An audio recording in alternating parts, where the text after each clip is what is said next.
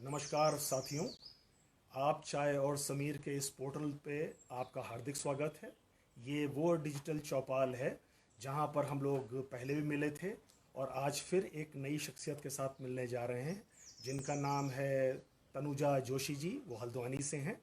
बहुत सारी खूबियों के साथ उनका व्यक्तित्व है और उनका परिचय पीछे आपको मैं देता आया हूँ। आज भी बताना चाहूँगा कि एक संवेदनशील सामाजिक कार्यकर्ता, एक जुनून से भरे हुए पर्यावरणविद और एक कामयाब कारोबारी, ये उनकी मोटी मोटी पहचान है। लेकिन वो कमाल के लिस्ट है उनके गुणों की, उनके बहुत सारे अचीवमेंट्स की, जिनका जिक्र वो आज आपके साथ करेंगे अभी थोड़ी देर के अंदर। उनकी पर्सनालिटी को बताने के लिए ये ज़रूरी है कि मैं आपसे एक किस्से का जिक्र कर दूं यहाँ पर। एक बार अमिताभ बच्चन बहुत बीमार थे और उनको कई तरीके की असफलताएं उस साल में हो गई थी। शेरवुड कॉलेज में वो उस समय स्टूडेंट हुआ करते थे। तो उस समय उन्होंने हरिवंश राय बच्चन जी से एक बात पूछी कि उन्होंने कहा कि ये संघर्ष कब तक। तो उनका सवाल था, ये संघर्ष कब तक? तो हरिवंश राय बच्चन जी ने कहा था, जीवन जब तक। तो ये एक बात जो है वो हम सब के जीवन पर भी लागू होती है, पर बहुत ही साफ तौर पर तनुजा जोशी जी के जीवन पर देखी गई है। और हर परेशानी ने, हर अड़चन ने, हर रुकावट ने उनको एक बेहतर व्यक्तित्व के रूप में आगे डेवलप करके इस समाज के सामने प्रस्तुत किया है। तो उनकी इस कहानी में बहुत से सुखद चीज़ें भी हैं, पर बहुत सारे ऐसी झंझावात है, बहुत सारी ऐसी दुर्घटनाएं हैं जो कोई एक दुर्घटना किसी व्यक्ति को तोड़ देती है, उसको अवसाद में पहुंचा देती है, उसको सुसाइडल टेंडेंसी उसके अंदर डेवलप कर देती है। उसके उलट वो सकारात्मक होकर के आती चली गई हर दुर्घटना के साथ में। तो ऐसा रोमांचकारी जिसके अनुभव रहे हों और जिसके जीवन में इतने उतार चढ़ाव रहे हों, उससे बड़ी प्रेरणा देने वाला आज के इस युग में, आज के इस उसमें हमारे आसपास हमें और कोई नहीं दिखा। इसलिए मैं उनको आपके सामने प्रस्तुत कर रहा हूँ।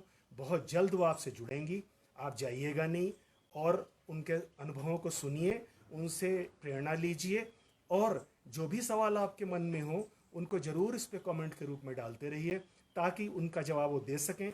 अगर लाइव के दौरान कोई जवाब वो न दे पाएंगी तो उसके बाद में आपको फिर भी इसी पोर्टल से वो जवाब मिल जाएंगे। तो प्लीज़ इसी के साथ कनेक्टेड रहिए। बहुत अच्छे अनुभव आपको होंगे उनके संस्मरण सुन करके, जो आपको बल देंगे।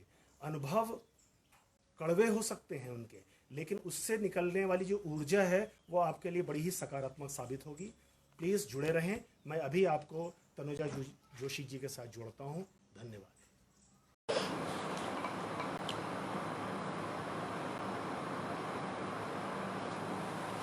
नमस्कार मित्रों, मैं तनुजा जोशी आपकी गुलमोहर गर्ल हल्द्वानी से आपसे मुखातिब हूँ। कमेंट के ज़रिए आप मुझसे सवाल पूछ सकते हैं और मुझे पहला कमेंट दिख जाए तो मैं आगे शुरुआत करूँ।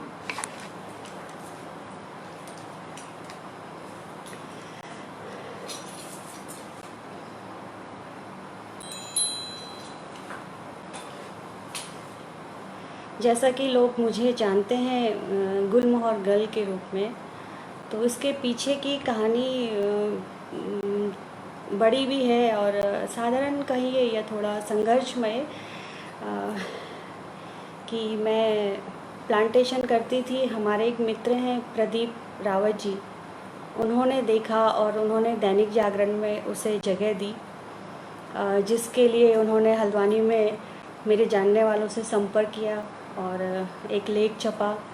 और क्योंकि पेड़ लगाना मेरा शौक़ था, उसके पीछे वजह ये थी कि मैं दिल्ली से हल्द्वानी आती थी तो देखती थी कि रास्ते में बहुत ज़्यादा नवीनीकरण हो रहा है। उन दिनों बहुत ज़्यादा पेड़ कट रहे थे और लाइन से 3-3, 4-4 की रो में बहुत ज़्यादा पेड़ कट रहे थे। तो वो देख के थोड़ा दुख होता था और मैं 2 साल के अंतराल में कई बार आना जाना हुआ, तो ये सब चीज़ें लगातार चल रही थी। तो उसे देखते हुए ये रहा कि हमको पेड़ लगाने चाहिए, क्योंकि पर्यावरण से ही हमारा जीवन है और कुछ प्रकृति प्रेमी होने की वजह से मैं लोगों में कम जाना होता है और मुझे शांत जगहों में, अकेले पहाड़ों में ऐसे बैठना ज़्यादा पसंद है। इनफैक्ट जब बचपन में छोटी थी तो हमारा बगीचा हुआ करता था और मैं उस बगीचे में दिन भर जाके अपनी पढ़ाई का है या कुछ पानी डालने के बहाने है तो 3-3 4-4 घंटे व्यतीत करती थी। तो शायद वो मेरे अंदर बचपन से है कि मुझे कुछ ज़्यादा ही पसंद है प्रकृति के बीच में रहना। इनफैक्ट जब मैं ट्रैकिंग में जाती हूँ, हम लोग पलायन एक चिंतन के साथ में ट्रैक पे जाते हैं, तो वहाँ मुझे जो अनुभूति होती है उस समय वो इतनी अद्भुत होती है कि जैसे बुग्याल होते हैं, पहाड़ के बीच में छोटी छोटी नरम घास उगी हुई है। कई किलोमीटर हम लोग चल के जब रेस्ट करते हैं तो थोड़े पास में बैठो तो छोटे छोटे से फूल उगे रहते हैं। और एक दिन मैंने एक ऐसे बर्ड को पकड़ा तो उसको ऐसे दबाया तो फट से फूटा, आवाज़ आई और उसमें से धुआं निकला। तो मुझे ऐसा महसूस हुआ कि काश मैं वहाँ पे ऐसे समा जाऊँ, उसमें खो जाऊँ। अरुण डबराल जी नमस्कार। चूँकि ये मेरा पहला लाइव सेशन है और मैं एक फ़ोन अटेंड कर लेती हूँ प्लीज़। Hello hello hello.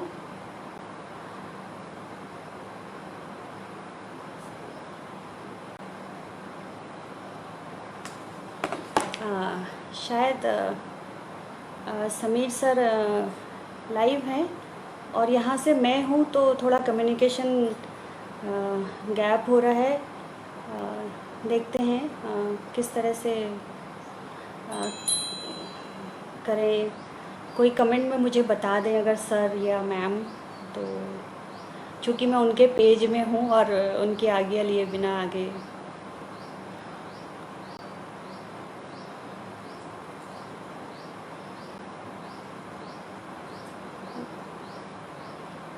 दीपक कंडारी जी प्रणाम।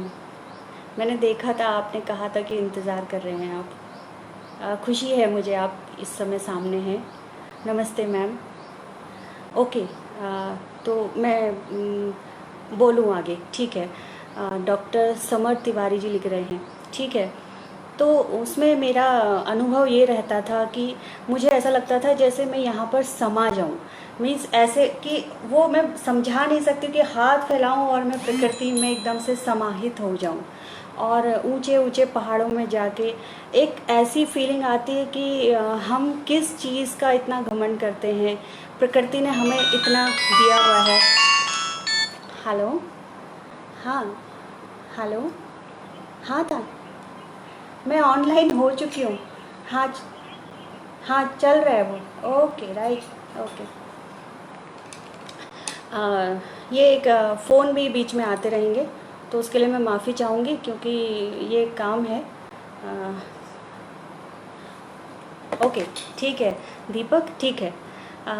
तो हाँ, ये कि जब हम पहाड़ों में जाते हैं तो उसकी ऊंचाई और उसका भव्य रूप देख के वहाँ ऐसा महसूस होता है कि हमें किस बात का घमंड है, हम इतने और हम अपने आप को थोड़ी सी चीज़ों में इतना ज़्यादा समझते हैं।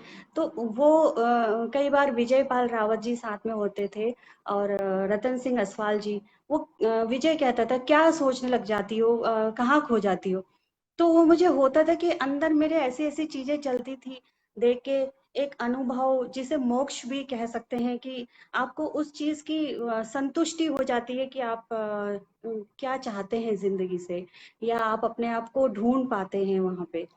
तो ये है और ये तो एक पड़ाव है कि उन्होंने मुझे इसका मौका दिया। मैं पलायन एक चिंतन की सदस्य हूँ। हम लोग अपने बुग्यालों को, पहाड़ों को जान पाते हैं, जिससे वाक़ई में मुझे बहुत ज़्यादा प्रेम है। हम कोशिश करते हैं किस तरह से अपनी संस्कृति को, परंपराओं को बचा के रखें। पंकज अग्रवाल जी राम-राम। Good evening sir, Kiran Kumar ji. अ, और जैसे कि संघर्ष की कहानी आती है कि अगर मैं यहाँ कैसे पहुँची, तो सबसे पहले मैं प्रणाम करूँगी अपने बाबा जी को, जिनको मैं अपना पिता भी मानती हूँ। उनसे लड़ भी सकती हूँ, उनसे झगड़ भी सकती हूँ, उनसे अपनी बातें भी कहती हूँ। वो है नीम करौली महाराज जी। और आज मैं जहाँ भी खड़ी हूँ या मैं जितना भी थोड़ा कर पा रही हूँ, शायद वही एक शक्ति है जिसने मुझे चला के रखा है। नहीं तो इतनी हिम्मत तो शायद ही किसी में होती हो। अ, तो मेरा सबसे ज़्यादा ये है कि स्पिरिचुअल लेवल जो मेरा है, या मुझे हर समय एहसास होता है कि बाबा जी मेरे साथ में हैं। अगर पहले थोड़ा-सा किसी चीज़ से मैं विचलित अगर हो जाऊँ, तो मुझे तुरंत ही 10-15 मिनट में समझ में आ जाता है कि नहीं, ये महाराज जी का किया हुआ है। दीपक कंडारी जी, ओके। हाँ, ओह! आप अपना ध्यान रखिए दीपक। अब यहाँ से तो हम यही कह सकते हैं, आपके जल्दी स्वस्थ होने की कामना करती हूँ। मुझे अच्छा नहीं लगा ये पढ़ के, मेरी टोन बदल गई है। सॉरी। तो मैं कहाँ पे थी? मुझे आपने सच में डिस्टर्ब कर दिया, ये मेरे लिए अच्छी खबर नहीं है। अ, ओके। हाँ, तो महाराज जी से मैं जुड़ी हुई हूँ। ईश्वर आपको भी लंबी उम्र देंगे, आपको जल्दी स्वस्थ करेंगे, ऐसी मैं आशा करती हूँ। महाराज जी से मेरा बहुत जुड़ाव है। इनफैक्ट ये हुआ था कि जिस समय मेरी कुछ प्रॉब्लम्स चल रही थी, जिसके बारे में मैं आगे विस्तार से आपको बताऊंगी, कि वो समय ऐसा था कि मेरे परिवार होते हुए भी मैं डिस्कशन नहीं कर सकती थी, क्योंकि उन्हें, अगर मैं अपने आप को कमज़ोर दिखा रही हूँ या कुछ, तो उन्हें और परेशानी होती। तो इस चीज़ को शाम के समय सोचते-सोचते मैं छत में चली आती थी और अपना मन गुबार, पहले तो मुझे रोना नहीं आता है, और आता है तो फिर ये कि अकेले में थोड़ा-सा। तो मैंने ये देखा कि मेरा ऑक्सीजन लेवल ना बहुत कम हो गया था उस समय, उस दुःख से, और मेरे को वहाँ पे हल्का-सा नींद बेहोशी जिसे कहते हैं, नींद सी आ गई थी। तो जो मेरे संग वाक़ई में उस समय चल रहा था, उसकी वजह से मैं थोड़ा परेशान थी। तो नींद में ही मैं डिस्टर्ब बहुत हो गई थी, मैं उससे संघर्ष नहीं कर पा रही थी। तो मैंने महसूस करा कि महाराज जी ने मेरा सर उठा के अपनी गोद में रखा, और वो जो सफ़ेद रंग की चादर वो ओढ़ते हैं, वो उन्होंने मेरे ऊपर डाली, और वहीं पर एक उन्होंने झाड़ू लगाया, जो ताड़ के पत्तों का बना हुआ झाड़ू होता है, वो बनाया। तो मुझे तुरंत उससे छुटकारा भी मिल गया, और अगले 3-4 दिनों में फटाफट जो चीज़ होना चाहिए, वो लाइन अप होती गई, और किसी तरह से मुक्ति मिली। और ये घटना है 99 की। उस समय मैं दिल्ली में थी, और मेरा डेढ़ डेढ़ 2 वर्ष का बेटा था। तो जैसे न्यू ईयर होता है, तो 31st की शाम को मैंने अपने मम्मी का मेरे फ़ोन आया था, मैं अपनी बुआ जी के घर में थी। उन्हें बालाजी जाना था, तो 1-2 दिन मैं उनके घर रुकी थी, मतलब 1 हफ्ता की उनके घर की थोड़ा-सा देखभाल हो जाए। सर्वेश सियाल जी नमस्कार। जितेंद्र जी नमस्कार। और फिर इस तरह से फ़ोन आया, शाम को मैंने बात करी मम्मी से, डैडी से, छोटे भाई से, और कुछ ऐसा रह गया कि दूसरे भाई से बात नहीं हुई, और फ़ोन रखते ही मुझे ये हुआ, अरे उससे तो बात ही नहीं हुई। और वो चीज़ मेरे को ऐसा था कि कोई इंडिकेशन दे गया। मैं बहुत घबरा गई, और फिर उनके घर में एक लड़की रहती थी, उसको मैंने बोला कि नहीं, मतलब मुझे नहीं रहा जाएगा, कुछ गड़बड़ हो गई है या कुछ गड़बड़ है, चलो एसटीडी में फ़ोन करके आते हैं। एसटीडी का ज़माना था, बहुत लंबी लाइनें लगती थी। तो हम दोनों जने चले गए, और लाइन में भी 30-40 जने थे। बात थी आर के पुरम की। तो सेक्टर 9 या हाँ, शायद ऐसे ही। तो आर के पुरम में पीछे फ़ोन करने गए, फ़ोन में बात ही नहीं हो पाई, नंबर ही नहीं आया। आराम से 11:30-12 बज गए, दुकान बंद करने का समय हो गया, तो हम लौट आए। लेकिन मेरे मन में बड़ा एक कुछ घबराहट सी, फिर सो गए। नेक्स्ट डे मुझे 7:30-8 बजे दोबारा फ़ोन आता है। फ़ोन आते ही सबसे पहला वर्ड होता है कि हैप्पी न्यू ईयर, क्योंकि उम, साल का पहला दिन था, और मेरी ना उससे, पवन से बात कराओ। तो पीछे से जो फ़ोन आया, बोले डायरेक्ट बोल दिया कि दीदी भाई मर गया। तो वो ऐसा था कि मैंने कहा अच्छा है, कोई ऐसे बोलता है क्या? तुम लड़ाई तुमने करी है घर में, ठीक है, आपस में लड़ाई हुई है, तो ऐसे बोलते नहीं है बेटा, प्लीज भाई को बुला। तो फिर आवाज मुझे सुनाई देती, यार ये नहीं समझेगी। तो उसने मेरे फोन दे दिया, उन्हें फोन दे दिया। तो उन्होंने कहा कि हाँ दीदी, ऐसा हो गया है, और उसे ना मार दिया है, गोली मार दी है। तो मैं चिल्लाने लगी, अच्छा ठीक है, तो उठाओ, बाजार ले जाओ, हल्द्वानी ले जाओ, मार्केट मतलब हॉस्पिटल ले जाओ, ये कोई बात है इस तरह से कहने की? अब मैं क्या करूं यहाँ से? तो फिर उसका जवाब आता है, नहीं, उसे गाड़ी में ही मार दिया। और क्योंकि मैं अनजान जगह में थी, मेरी उम्र भी 25 साल थी, और दिल्ली उस समय ऐसा नहीं था कि मैं आज के दिन जैसे गाड़ी चला के पहुंच जाऊं, वो सब नहीं, ससुराल के हाथों में। तो हम लोग तीसरे या चौथे माले में, मेरी बुआ जी का घर था, आर के पुरम सेक्टर 9555, उनके घर का नंबर है, मुझे आज भी याद है। मैं ऊपर नीचे 4-5 बार दौड़ गई, और ऊपर बच्चा है और वो बेटी है साथ में, और मैं नीचे दौड़ रही हूँ। मुझे समझ ही नहीं आ रहा है कि मैं गाड़ी कैसे अरेंज करूँ, ना मेरे पास किसी के फ़ोन नंबर, और ना तब सबके पास फ़ोन होते थे। और घबराहट मुझे सुबह से थी, न जाने क्यों ऐसा भी हुआ था कि मैंने नहाया, और नहाने के बाद मेरे भाई की शर्ट वहाँ छोटी बहन के पास थी, बुआ जी की बेटी के पास, तो उसका शर्ट भी मैंने उस दिन पहना। तो वो चीज़ें ऐसी थी कि कुछ तो भी मुझे समझ में आ रहा था।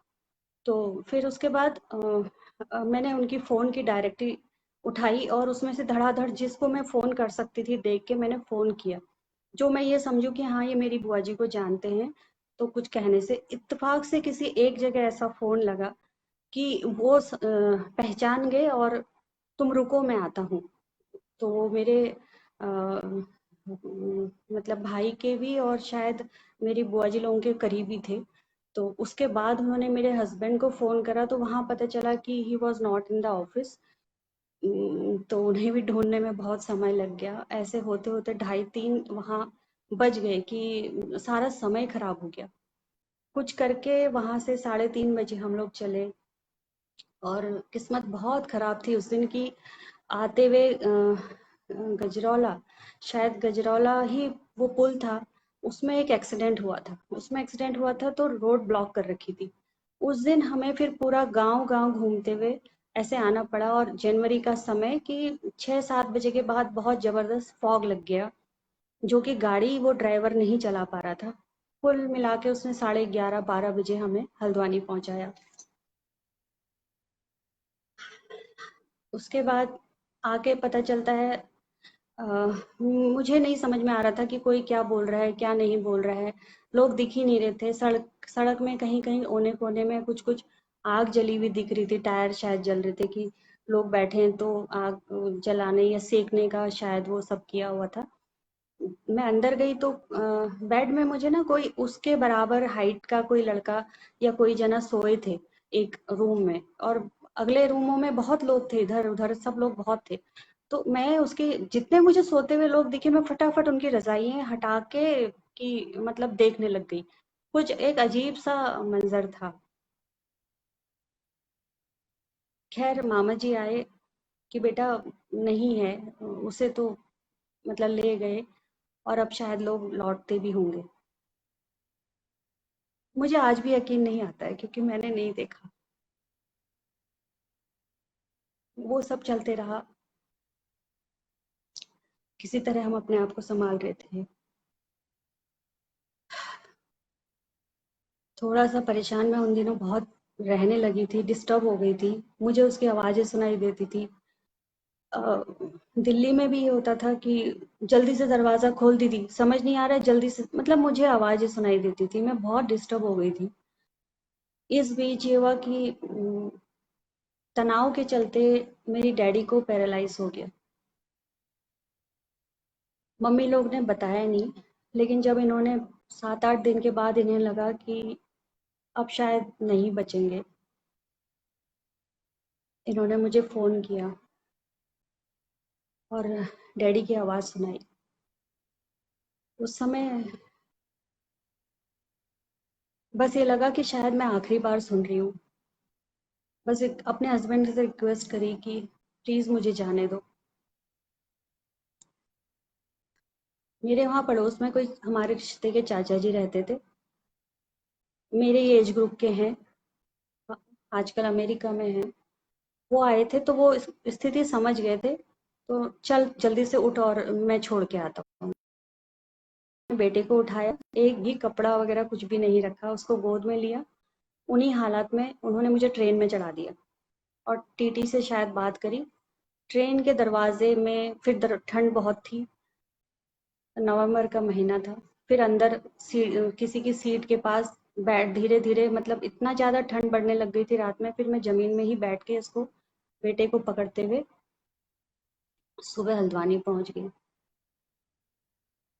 डैडी के पास हॉस्पिटल में गई तो मुझे देख के उनकी आंखें और हाथ मैंने पकड़ा तो उन्हें शायद स्पर्श महसूस हुआ।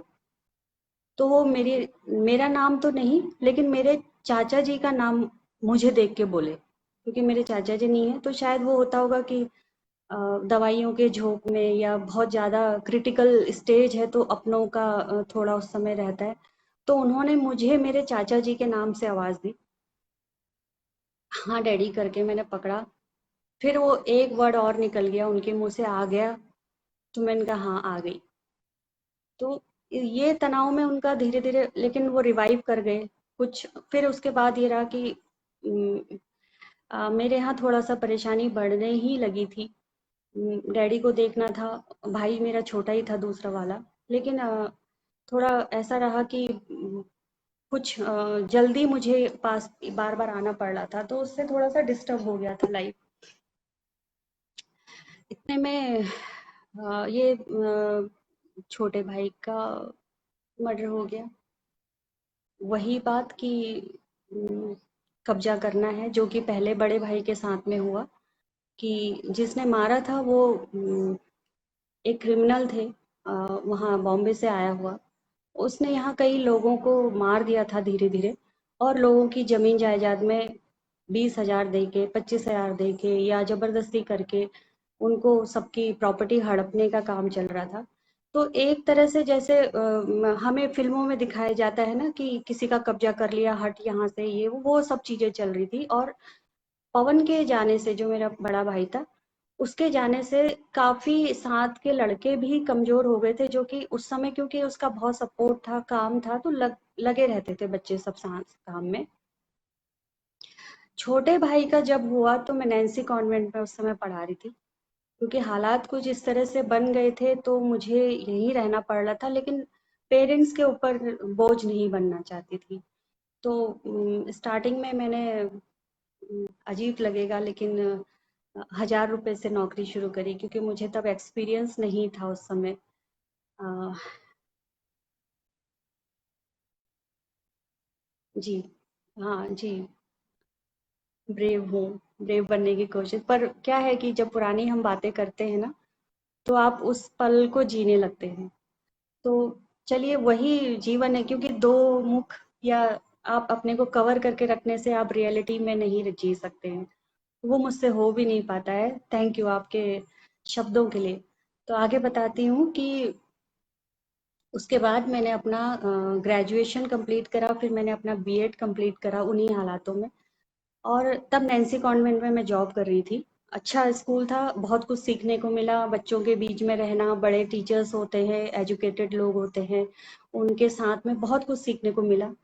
और जैसे यही समय है, शाम के समय करीब 6-7 बजे मुझे छोटा भाई मेरे मिलने आया वहाँ पे, अपने एक फ्रेंड को लेके दिल्ली से आए थे, उन्हें अपने बच्चे का एडमिशन कराना था। तो भाई को ये था कि दीदी वहाँ पे है तो बच्चे की अच्छी देखभाल हो जाएगी, हॉस्टल में भी थोड़ा सा डर तो रहता ही है पेरेंट्स को।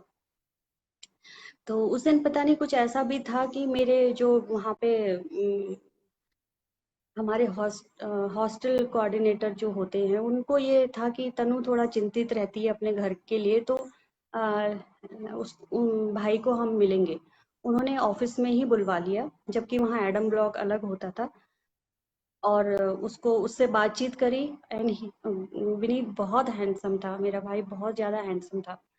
तो उससे बातचीत करी, उसने कहा यार कि तुम्हारी वजह से तुम्हारी सिस्टर थोड़ा-सा चिंता में रहती है। तो वो बड़े आराम से मज़ाक में हँसते हुए, इसका तो काम ही है चिंता करना। और फिर मुझे कंधे में हाथ डाल के चिंता मत कर, होता है अब। फिर समझाने लगा कि एक वो बड़े भाई के जाने से सब ये हो गया है, इसका मन थोड़ा कमज़ोर हो गया है।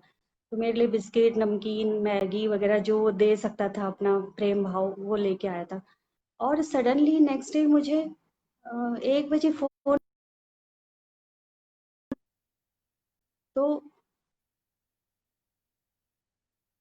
वो बहुत शॉकिंग था। ऐसे कैसे, मतलब कल ही तो मिला था,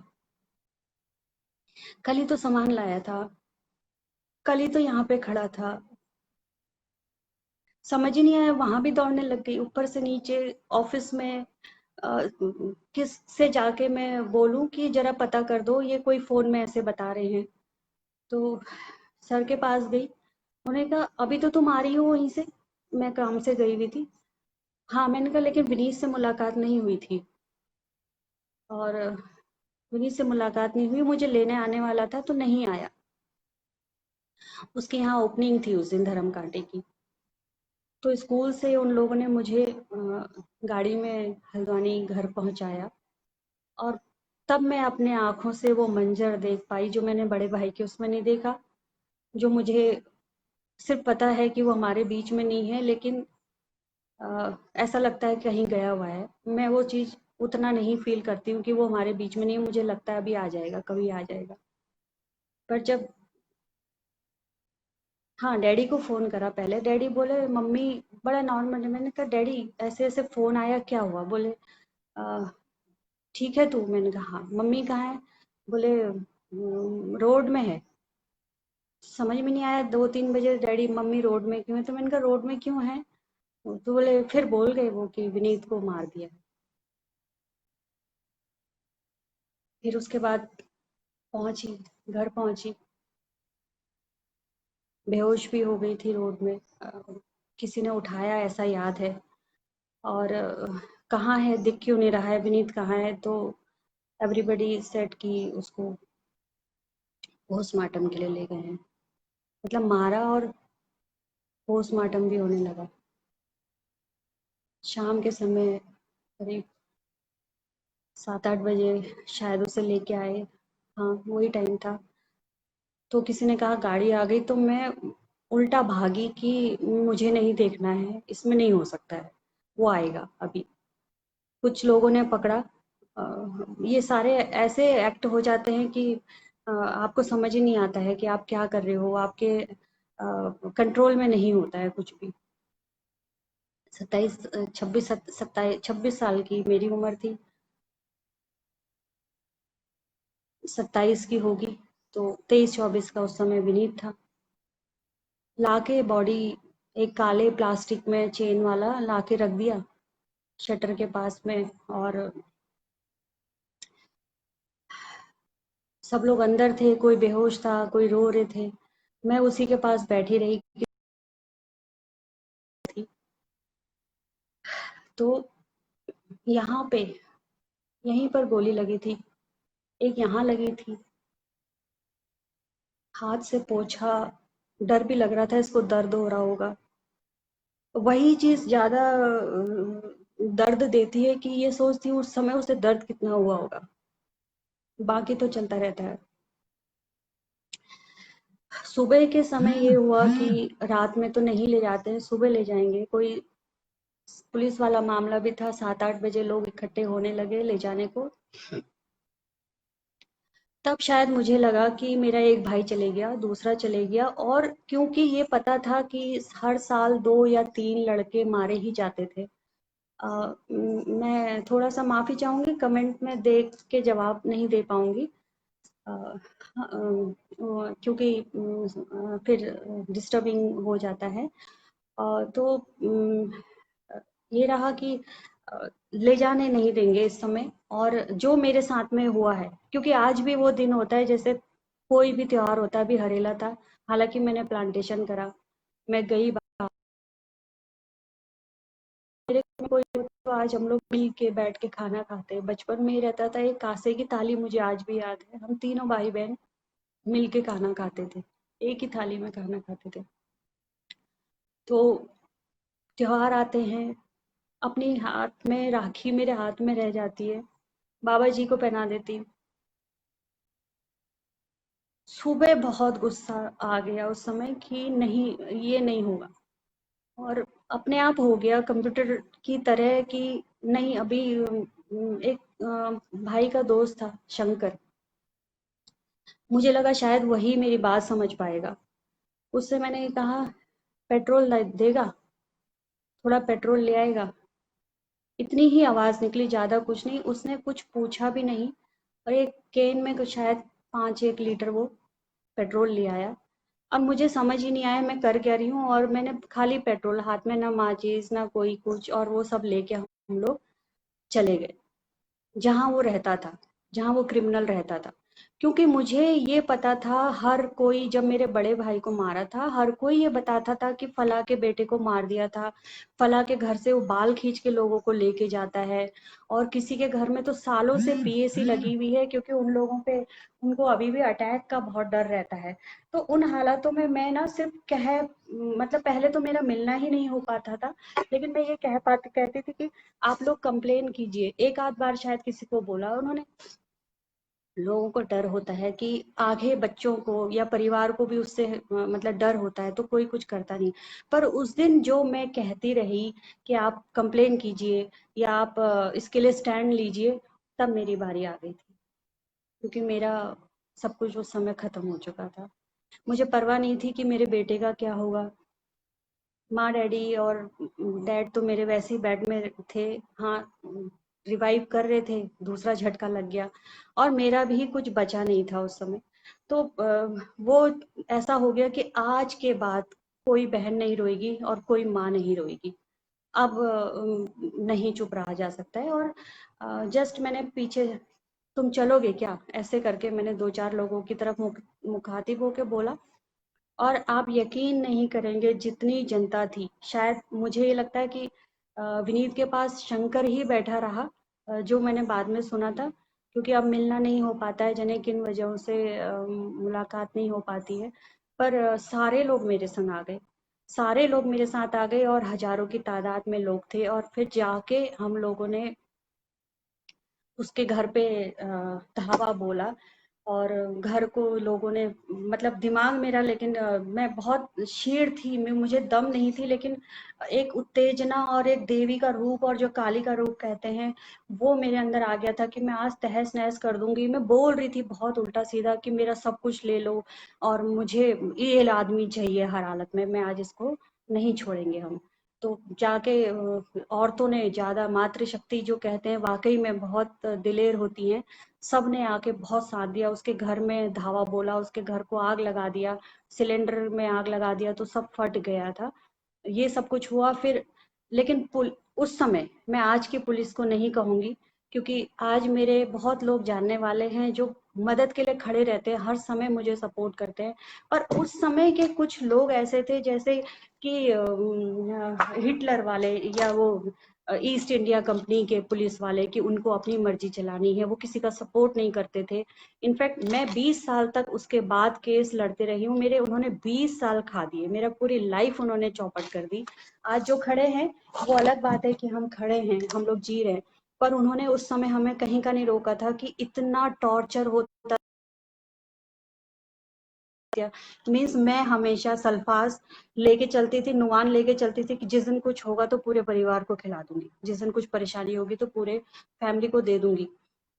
ये सब कुछ चलते रहा, और फिर हम लोगों को 1 महीना तक, इनफैक्ट एक नाम नहीं लूंगी उनका ऑफिसर का, उनसे मेरी ऐसी मुठभेड़ हुई कि पेपर में भी बाद में मैंने, अब देखती हूँ मैं कि कटिंग्स कोई कभी जरूरत पड़ती है तो, कि उस पुलिस वाले को मैंने हाथ में, मेरे एक शीशम का टेढ़ा मेढ़ा लकड़ी थी, उससे बहुत मारा था, बहुत मारा था, और उसके 7-8 सिपाही मुझे उस हालात में नहीं छुड़ा पा रहे थे। मैं चिपट गई थी उस पे कि मैं तेरी जान ले लूंगी।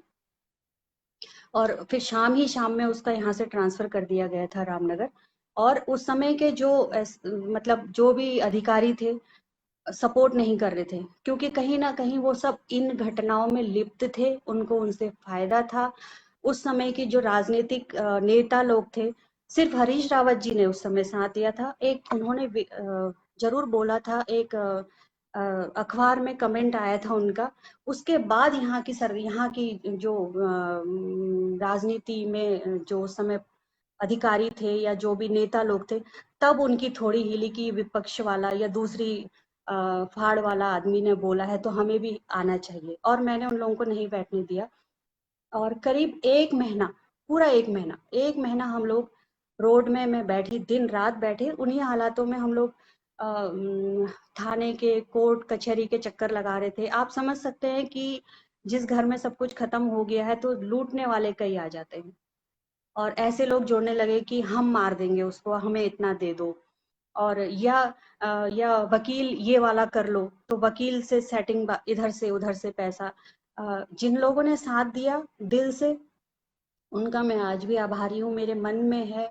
मैं बहुत नहीं कर पाती हूँ, जिसमें एक रोहित है, मेरा भाई, उसने मेरा बहुत साथ दिया सबसे कठिन समय में।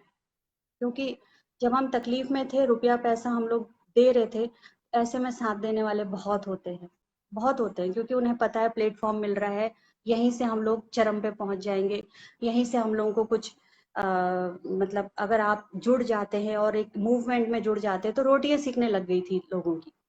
तो ये सब कुछ बहुत चला था, और सब कुछ जानते समझते हम देख रहे हैं, क्योंकि अगली तरफ से हमें पता चल रहा है कि हमारे वकील तो कोई और हैं, लेकिन कोई पैसा मांग के फला वकील को दे रहा है, कोई किसी वकील का फोन आ रहा है, पत्रकार ऐसे भी थे जिनको मैं जानती हूँ किसने कितना खाया है, कह नहीं सकती हूँ उस समय के।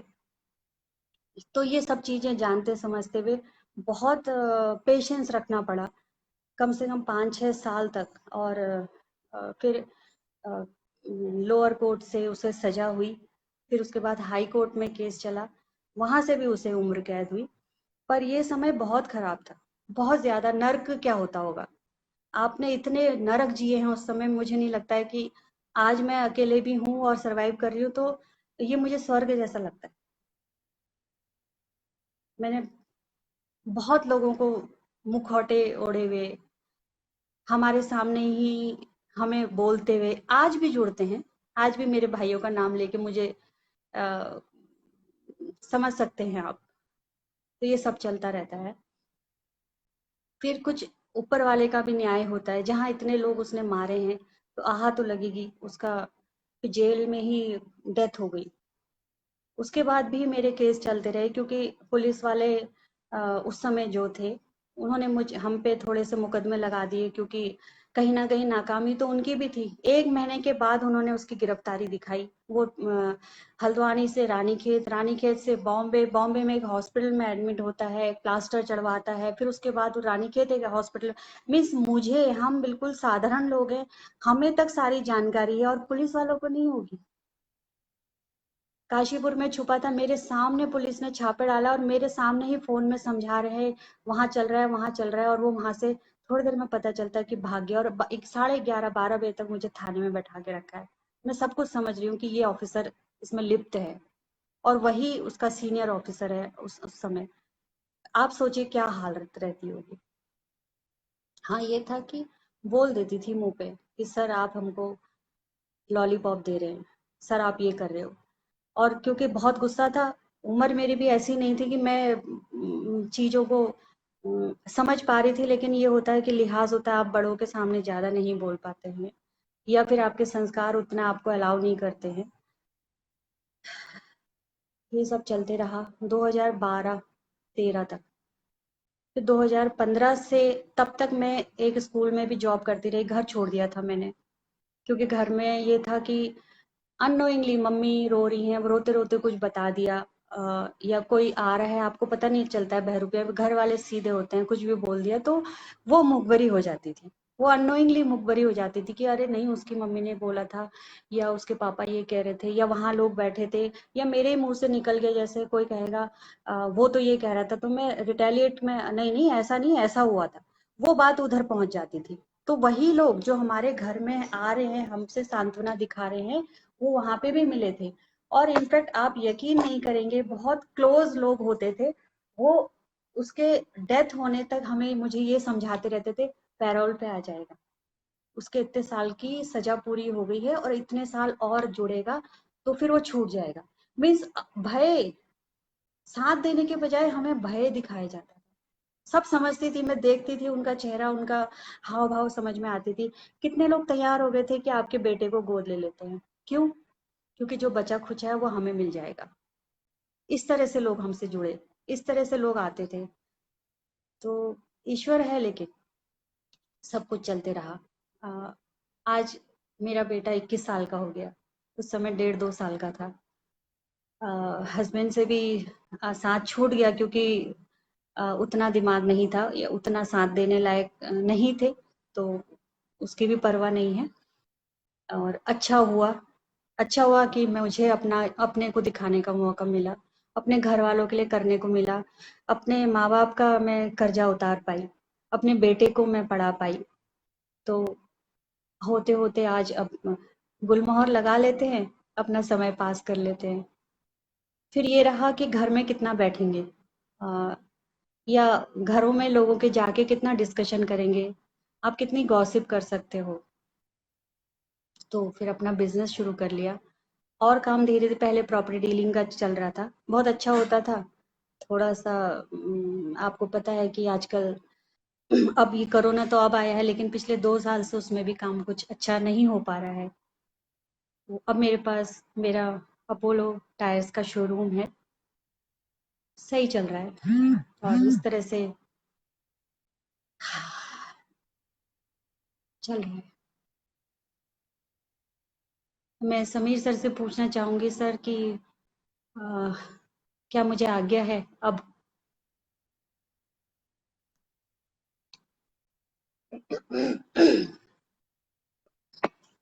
तब तक मैं 1-2 पोयम आपको सुना देती हूँ। Multi talented, you know.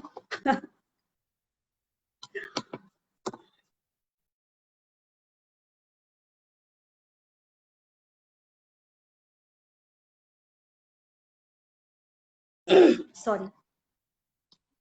चलो उलट दे सारे पन्ने, गिर जाने दे सारे अक्षर खन खना कर। हाँ, मैं एक फोन रिसीव कर लेती हूँ, शायद कोई कुछ पूछना चाह रहे हैं। हेलो। हेलो। हाँ जी। सॉरी, मैं आपको डिस्टर्ब कर गया हूँ बीच में। जी नहीं, आप बोलिए। हाँ, मैं दुबई से बोल रहा हूँ धीरे। जी नमस्कार। मैं जानना चाहता हूँ सर, कैसे हैं हाँ, आप? मैं ठीक हूँ, आप सुनाइए। अ, मैं ये जानना चाहता हूँ, हाँ जी। अभी तक तो आपको सुना, मतलब जो भी सुना, एक लगता नहीं है कि इस तरीके से भी हो सकता है, लेकिन आपने उसको जिया है, शायद जी। कोई आम आदमी नहीं जी सकता। जी। और जितना पढ़ा इस पेज पर आपके बारे में, जी। उसमें एक चीज अभी मिसिंग है, जिसको मैं और जानना चाहता हूँ उसके बारे में। जरूर आप हाँ मोहन गर्ल के नाम से आप फेमस हुई हैं, जी। तो आपने एक बड़ा पार्टिसिपेट ड्राइव भी चलाया है। जी। मैं उसके बारे में थोड़ा विस्तार से जानना चाहूंगा कि यहाँ आपको ये प्रेरणा आई, किस हाँ तरह से आपने इसको शुरू किया। जी।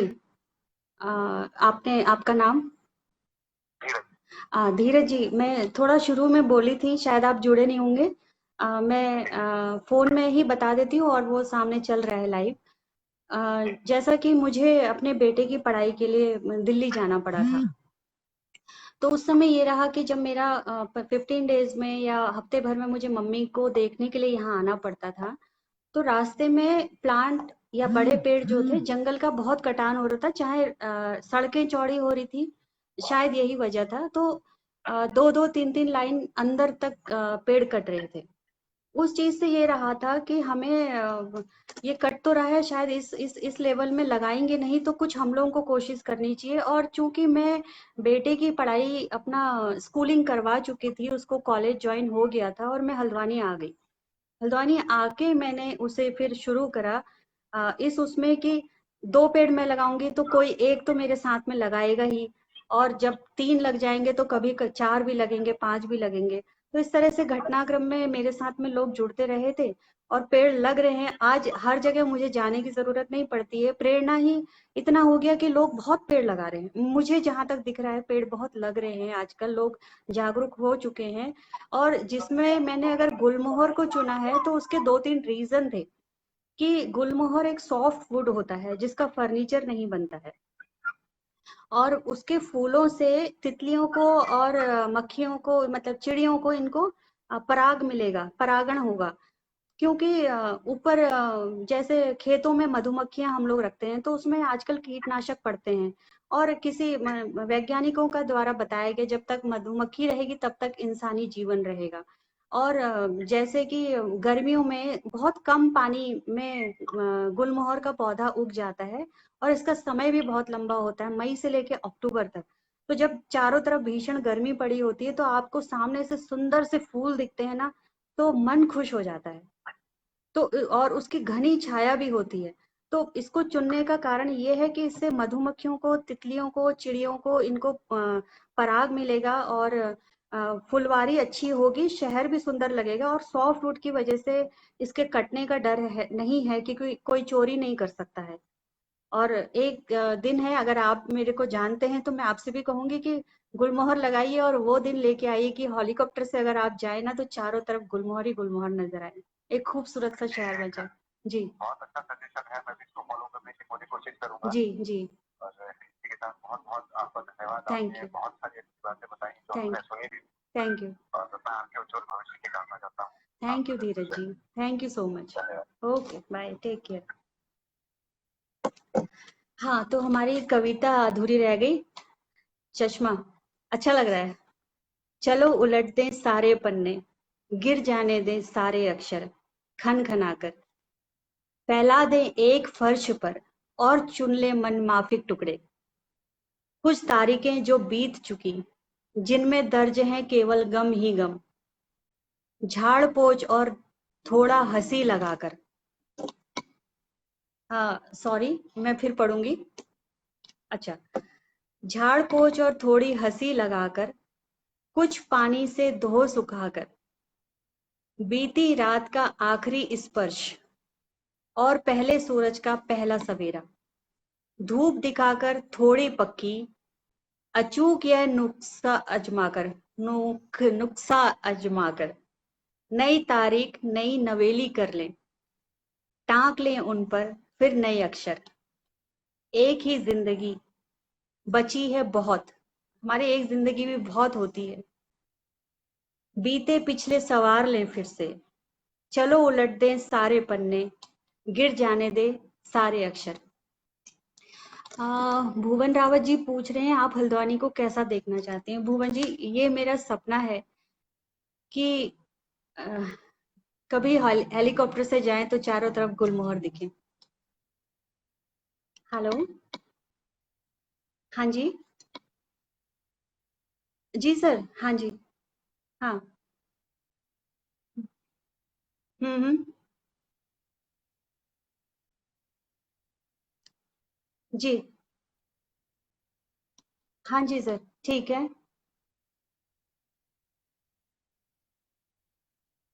जी जी। ठीक है सर। ओके सर, ठीक है। ये एक क्वेश्चन था कि महिलाओं के लिए। सी, जब मैं आई थी मैंने एनजीओ एक फॉर्म करी जिसमें ये था कि महिलाओं के लिए हम कुछ कर सके, क्योंकि बहुत दीनहीन दृष्टि से देखा जाता है। ये मैंने उन दिनों एहसास किया था कि जब आप पूरी तरह से लड़ने में सक्षम हैं या लड़ पा रहे हैं, तो जैसे कोई है, उनको मतलब रुपया पैसा होना चाहिए, ताकत होनी चाहिए, थोड़ा शिक्षा होनी चाहिए, और महिलाओं के लिए सबसे ज्यादा जरूरी है स्वास्थ्य। अगर आपका स्वास्थ्य सही नहीं होगा तो आप अपने बच्चों की या अपने परिवार की या खुद की भी देखभाल कैसा करेंगे, कैसे कर पाएंगे। और उनके लिए बहुत जरूरी है शिक्षा। शिक्षा होना बहुत ज़रूरी है, नहीं तो हर जगह मार खाएँगी, हर जगह मात खाएँगी। अभी हाल में मेरे सामने एक केस आया है, जिसमें शायद मैं डील कर रही हूँ या डायरेक्टली इनडायरेक्टली कर पाऊँगी, कि बहुत अच्छी सुंदर लड़की है, बहुत पढ़ी लिखी है, पर पेरेंट्स ने मतलब हमारे यहाँ शादी करनी है करके कर दिया। वो बच्ची इतनी ब्राइट है कि वो अपनी लाइफ में बहुत कुछ कर सकती है।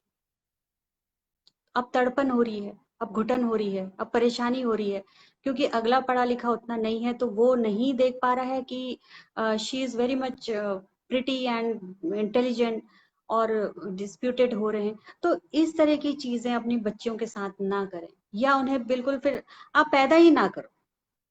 मैं तो ये कहती हूँ, पैदा करने वाले को सजा क्यों नहीं मिलती है? मारना ही नहीं, पैदा करना भी सजा है, आपको पता है? क्योंकि आप एक बच्ची का जीवन खराब कर देते हो, उसके अपने सपने होते हैं, और पढ़ा लिखा के उनके पैरों में खड़ा कर दीजिए ना, ढूंढ लेंगे वो लड़के। कोई भी कुछ नहीं होता, आपकी इज्जत तब भी ताक में चली आती है जब उसको घर छोड़ के फिर दूसरी जगह अपने को मतलब स्टैंड करना पड़ता है। बनी बनाई आप दो गृहस्थियां खराब, दो परिवार खराब कर देते हैं। मुझे बहुत गुस्सा आता है इन चीजों में, बहुत ज्यादा। लड़कियों को ऐसे पालते हो आप जैसे आपके घर की नौकरानी हो, और या फिर इस तरह से पालेंगे कि छुई मुई हो, कोई भी कुछ कर जाए उनको। उनको स्ट्रांग बनाइए। मैंने मैंने अपने वहाँ गांव में सेल्फ डिफेंस का कोर्स कराती हूँ मैं बच्चों को, तो उसमें मेरा खास कर कोशिश होती है कि लड़कियों को आप स्ट्रांग बनाइए। लड़की स्ट्रांग है, एक बच्चा पैदा करती हैं, उनको पता है, आप समझते हैं वो कितना दर्द झेलती हैं उस समय। 9 महीने को में एक बच्चे को कोख में रखना कोई मामूली बात नहीं है। 9 महीने आप 10 किलो वजन बांध के चलिए तो मैं आपको मान जाऊं, किसी भी आदमी को कितना वो दर्द झेलती है। तो क्यों आप उनके संग ऐसा करती हैं? वो शक्ति है जिससे आप लोग पैदा होते हो। माए बाप बच्चियों का सत्यानाश करने में लगे पड़े हुए हैं। मत करो ऐसा, मत कीजिए ऐसा। उनको भी वही शिक्षा दीजिए, उनको भी जो बॉयज के लिए आप देखते हैं उनको वही चीज दीजिए।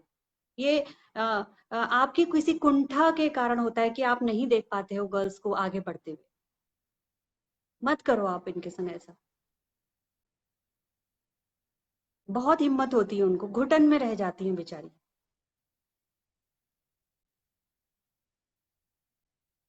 मतलब ये मुझे सच में बहुत दुख या दर्द दे जाता है, क्योंकि मेरे संग भी हुआ है, मेरे संग भी हुआ है ये सब कुछ, और मैं जानती हूँ मैं क्या डिजर्व करती थी। हर बच्ची में पोटेंशियल होता है, ठीक है, 100 में कोई एक दो मामले ऐसे होते होंगे कि कमजोर है, अक्षम है, या नहीं कर पा रहे हैं, पर सारी लड़कियां ऐसी नहीं है, उनमें बहुत हिम्मत होती है। मैं बेट लगा के कह सकती हूँ आदमियों से ज्यादा सक्षम होती हैं, वही आपको देखती हैं बाद में। क्यों नहीं लड़का घर जमाई बनता है? क्यों लड़कियों को घर छोड़ के जाना पड़ता है? क्योंकि आपके अपने ऐसे विचार हैं कि ये जमीन जायदाद बेटे की है। क्यों नहीं आप उसको अपना हिस्सा देते हैं? क्यों नहीं उसको अपनी जमीन जायदाद में उसको पूरा आधा हिस्सा देते हैं? क्या लड़का आपके लिए डायरेक्ट स्वर्ग में सीढ़ी लगाएगा सोने की, और लड़की नहीं लगाएगी? मैं भी तो लड़की हूँ, मैंने भी तो देखा अपने माँ बाप को, और वो आदमी मेरे मतलब हाड़ मांस का आदमी होता है, उससे ज्यादा कुछ नहीं। बनाइए तो सही काबिल, जरा विश्वास तो कीजिए उन बच्चों पर। कहीं नहीं जा रही आपकी इज्जत, हर चीज का सॉल्यूशन है। कुछ ऊंच नीच हो जाती है उसका भी सॉल्यूशन है। क्यों बतंगड़ बनाते हैं बातों का आप लोग? घर में बैठ के सुलझा सकते हैं हर चीज को। पाकिस्तान हिंदुस्तान नहीं सुलझेगा वो समझ में आता है, वहां की हर चीज का सॉल्यूशन है। मेरा अपोलो टायर का शोरूम है, किसी ने कभी सोच, इनफैक्ट मैंने नहीं सोचा होगा। टायर मुझे आज भी लोग डिमोरलाइज करते हैं, अरे मैडम आपने क्या काम कर लिया। अरे सीख लेंगे यार। वो जो अनपढ़ लड़के टायर पंचर बनाते हैं, उनको तो पढ़ना लिखना भी नहीं आता, वो काम कर लेते हैं, हम नहीं करेंगे? क्यों नहीं करेंगे? कितने किलो का टायर होता है, सब काम कर लेते हैं। खेतों में, जंगलों में, पहाड़ों में लड़कियां लकड़ी के गट्ठर उठा रही हैं, बोझा ढो रही हैं, क्या वो और काम नहीं कर सकती हैं? उनको भी बनाइए आप इस काबिल। कुछ ज्यादा गुस्सा आ जा रहा है। सॉरी। निकल पड़ता है कभी। एक दो चार लाइनें हैं, खासकर पिताजी माताजी जो अपनी लड़कियों पे विश्वास नहीं करते हैं और बाद में रोते हैं, यस है गो हमर चली दगड़, यस है गो किले हूं किले की तुम करछा। झंडिया बाजू छाना बिलोरी, लगला बिलोरी का घामा, लगला बिलोरी का घामा। इसका मतलब है, पापा मेरी शादी ऐसी जगह मत कर देना जहां मुझे गर्मी लगे। बिलोरी का घामा यानी चटा प्रचंड घाम में वो काम करती है। लग हाथे दातुली हाथे रजाली, हाथे दातुली हाथे रजाली, लगला बिलोरी का घामा। मतलब दिन भर दराती हाथ में रह जाती है, जंगलों में काम करती हैं। तो वो अपने बाप से रिक्वेस्ट कर रही है, जंगल में गा रही है कि मेरी शादी ऐसी जगह मत कर देना जहां मेरे दराती मेरे हाथ में रह जाएगी। वहीं मर जाती हैं, पहाड़ों से गिर जाती हैं, पेड़ों से गिर जाती हैं। चूल्हे की रोटी चूल्हे में रौली, लगला बिलोरी का घामा, लगला बिलोरी का घामा। फूले जैसी न्यारी मुखड़ी, चेल तुम्हारी में भाली भाली। वो ये कहती है कि मेरे फूल का जैसा चेहरा है, मैं तुम्हारी इतनी प्यारी बिटिया हूँ, तो तुम मुझे ब्याह मत कर देना जहां मुझे घाम लगे। झंडिया बाजू छाना बिलोरी, लगला बिलोरी का घामा, लगला बिलोरी का घामा। मैं अपने डैडी से नहीं पूछ पाई ये सब, आप पूछने का मौका भी मत दीजिए। अपनी लड़कियों को पढ़ाइए, उन्हें बहुत प्यार दीजिए। इसी के साथ में मुझे लगता है बहुत समय आप सबका ले लिया है, और अब मैं लड़कियों को भी टायर का काम सिखाने की ट्रेनिंग दूंगी। अलाइनमेंट वो कर सकते हैं, बैलेंसिंग वो करेंगे, कार के टायर वो बदलेंगे, टायरों का काम वो करेंगे। इतना सक्षम मैं बना देना चाहती हूँ अपनी तरफ से, उनके लिए काम करना चाहती हूँ। मेरे पास आए, सीखें, काम मांगें, हेल्प लें। मैं फ्री हूँ सबके बच्चियों का काम करने के लिए।